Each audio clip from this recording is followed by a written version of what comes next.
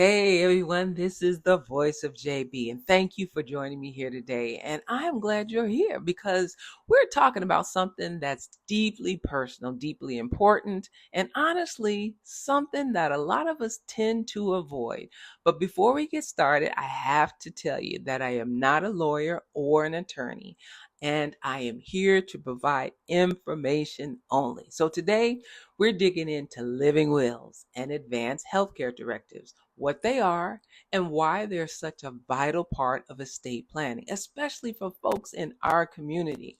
Now, this isn't exactly dinner table conversation, but stay with me because this is one of the most loving things you can do for yourself and your family.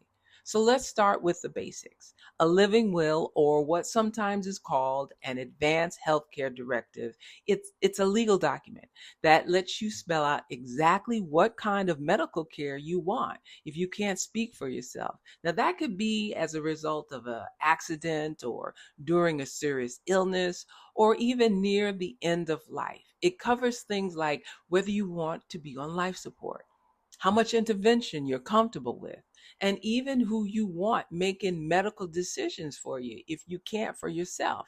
And this is where the trust part comes into play, which is extremely important. Now, let me say this, just because we're talking about healthcare planning doesn't mean we're assuming the worst. It's not about being pessimistic. It's about being prepared and, more importantly, in control, especially for people of color. Now, this step is powerful. We know the reality. Our communities have long faced disparities in healthcare, unequal treatment, less trust in the system, cultural differences that sometimes get overlooked in high stress situations. And having a living will in place helps ensure that your values, your beliefs, your wishes are front and center.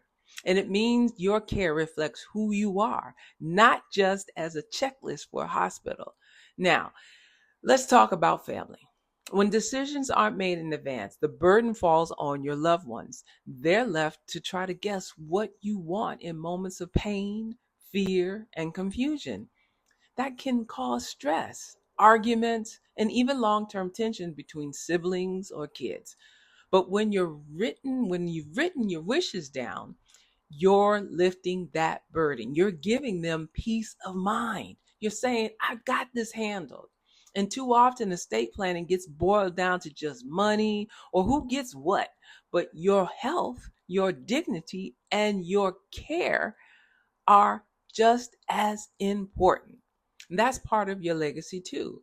So if you've been putting this off, consider this your gentle nudge. Take that step.